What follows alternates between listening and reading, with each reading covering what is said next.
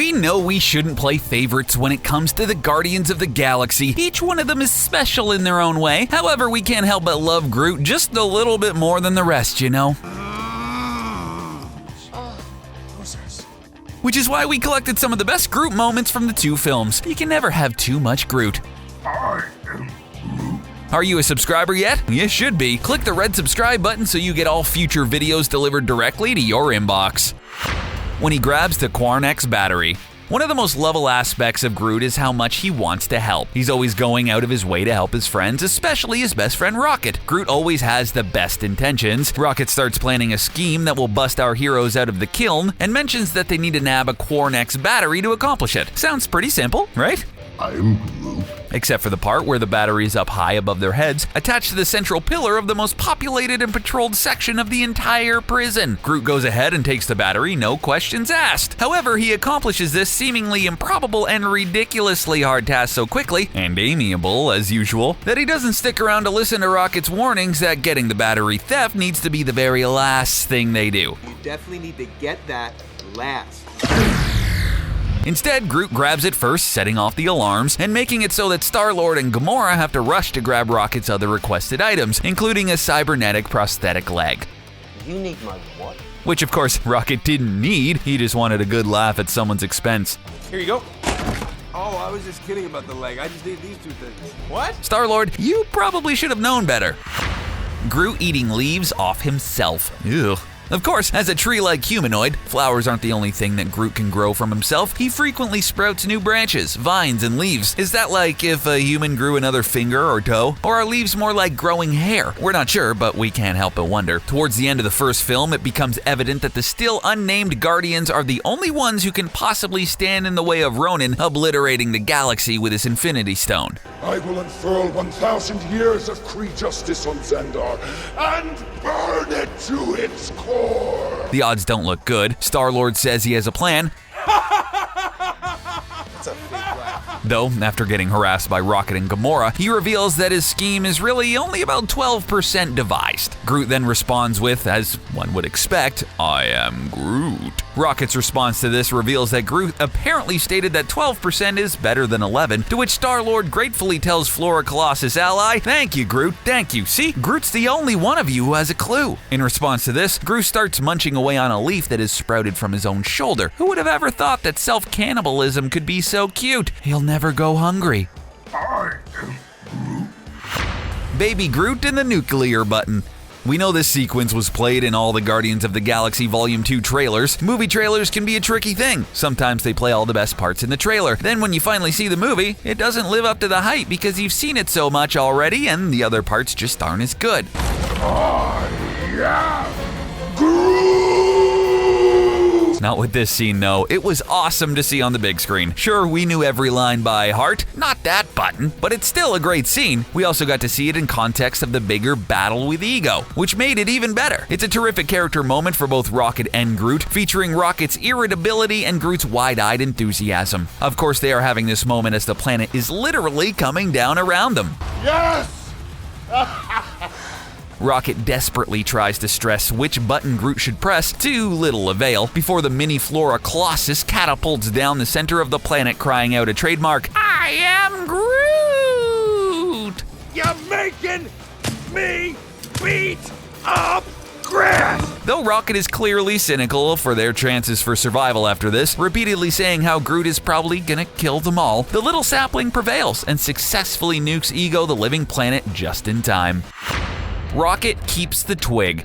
Even though they're a team battling villains across the universe, each team has its own dynamics. Sometimes individuals in the teams have special relationships with one another. On the Guardians team, Rocket and Groot have been a unique relationship that we believe goes beyond friendship. No, Groot. You can't. You'll die. Why are you doing this? We are Groot. After Groot's sacrifice, only a small, fragile twig remains of his once mighty body. Rocket cradles this, broken by the loss of his friend. But after Ronan is defeated, Rocket keeps the twig and plants it in a pot. Though Groot himself isn't technically a part of this moment, it emphasizes a key aspect of what makes Groot so great: the undying loyalty and friendship between him and Rocket. Two misfits with totally different personalities who have nonetheless love and understand one another like no one else can. It's unclear at this point if Rocket is aware that planting the twig will cause a new Groot to sprout up, but it doesn't matter. Either way, the familiar loyalty is clearly there and visible for all to see. Moody adolescent Groot. We all have to grow up sometime. Even star-hopping, world-saving superheroes have to grow up. It's just a part of life. Since Groot got kicked back to being a baby again, it was bound to happen eventually that he hit tree puberty. We just don't know how long it would take in tree years. Even as the closing credits of Guardians of the Galaxy Volume 2 roll, James Gunn and Marvel Studios have one more Groot surprise in store for us. Yes! Because as any parent knows, there's a lot that happens between infancy and adulthood. So in a special post-credit scenes, we see Star-Lord step into a messy room, and the camera pans to reveal an adolescent Groot who has grown to either a teenager or a tween, headphones on his ears, and who now says, "I am Groot," with the familiar cynicism and annoyance of many rebellious teens.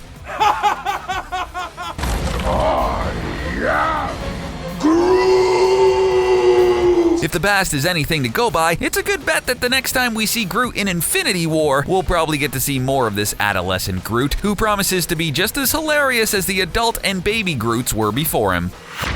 His first scene.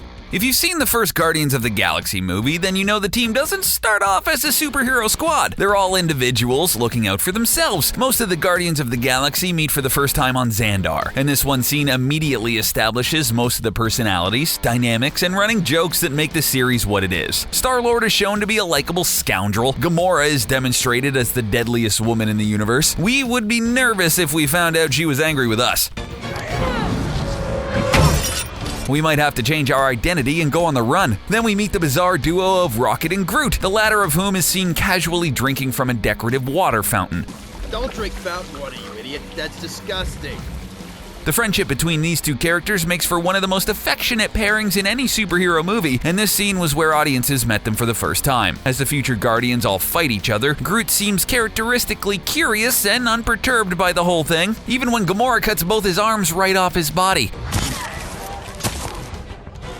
Of course, they do grow back by the next scene, so that might have something to do with it. Baby Groot trying to find Yondu's fin. There are a lot of funny moments in both Guardians of the Galaxy movies. Probably the single most hilarious sequence in the entirety of Guardians of the Galaxy Volume 2 takes place while Rocket and Yondu are locked behind bars. While Baby Groot strolls by their cell feeling sad and hopeless, Yondu hatches a scheme. He tells Groot to go to his room and to look in the drawer for a new fin for his head. The special fin controls his trademark whistling arrow. Baby Groot joyously goes out in search of the fin.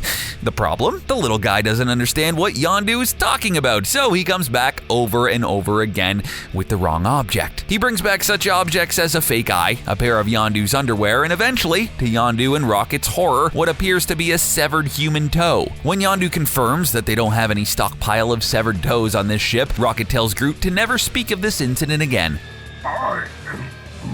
Since all of Taserface's men die soon afterwards, we'll probably never find out whose toe it was. Too bad they couldn't put that as an after-credit sequence. Groot dancing at the beginning of Volume 2. When the lights went down in the theater and the audience settled into their seats, we all got super excited for what was about to pop up on screen. Guardians of the Galaxy is known for two things: an amazing soundtrack and Groot. When these two things are combined, they are unstoppable in bringing joy. The first Guardians of the Galaxy ends with the strange and lovable sight of Baby Groot dancing. He's wiggling and swaying and doing his Baby Groot thing. It's only fitting that the second movie begins with a Groot dance sequence. I'm Groot. As the Guardians, by now a united team, do their thing and take down an enormous space monster, and the opening credits roll. Baby Groot has the time of his life, dancing and twirling to Star-Lord's beloved music. You can't help but smile and dance along in your seat. The bizarreness and hilarity of this scene is really something that only James Gunn could pull off so spectacularly. There's never been another superhero movie, whether Marvel or otherwise, that opens the film with the sight of an alien tree dancing to ELO. Such a sight might never occur again, Well, at least not until the third movie comes out. Maybe then. Hopefully then. Baby Groot is born. From the tiny sapling of Groot's remains is the birth of Baby Groot. We bet you didn't see that coming at the end of the first movie. We didn't. While he may not be the Groot we knew, he's still the Groot at his rooty heart. This first appearance of Baby Groot, the next generation of adorable, is at the end of the first Guardians of the Galaxy movie. Though the little Groot's body hasn't fully grown independent yet, since it's still stuck in the pot, he immediately displays a love for music and dancing. Though he doesn't want Drax the Destroyer to see his moves, of course. Drax often states, particularly in the second movie, how much he loathes dancing, having even fallen in love with his deceased wife precisely because she didn't dance. At the time of the first movie's release, there was a lot of speculation about what exactly Baby Groot was, and what he would look like when the second movie came out. It's still not entirely clear what Baby Groot is, even now, but Guardians of the Galaxy Volume 2 did give us the chance to see more of the unbelievably cute Baby Groot in action. His sacrifice. This one is really hard for us to talk about because it brings a tear to our eyes. We know that you cried too when you watched this scene, pretending something was in your eye, but really, it was real tears. By the end of Guardians of the Galaxy, we'd barely had a chance to get to know Groot, but everything we'd seen had already made him the favorite character. No one expected Groot to sacrifice himself at the end of the movie, but this scene instantly became iconic, and maybe the moment that elevated him from a potential cult favorite character to a beloved one remembered in households across the world. It's also marked by the single most important line in the film, Groot's final words, "We are Groot." Even Rocket is in disbelief during this scene, not wanting to accept the fact that his best friend is about to die. The two of them are so close, like brothers. Even though some form of Groot lives on and regenerates after his death, it's not the same Groot that we fell in love with in the first movie, and that Groot will always be remembered for his noble demise. We are. Who doesn't want to be Groot when they grow up? You get to be best friends with Rocket and go on adventures. Yes, sign us up. What's your favorite Groot moment from the franchise? Let us know in the comments below. Thank you for watching, and before you watch the next CBR video, don't forget to hit the thumbs up to show your love, and subscribe if you haven't already to catch even more entertaining videos from CBR's playlist.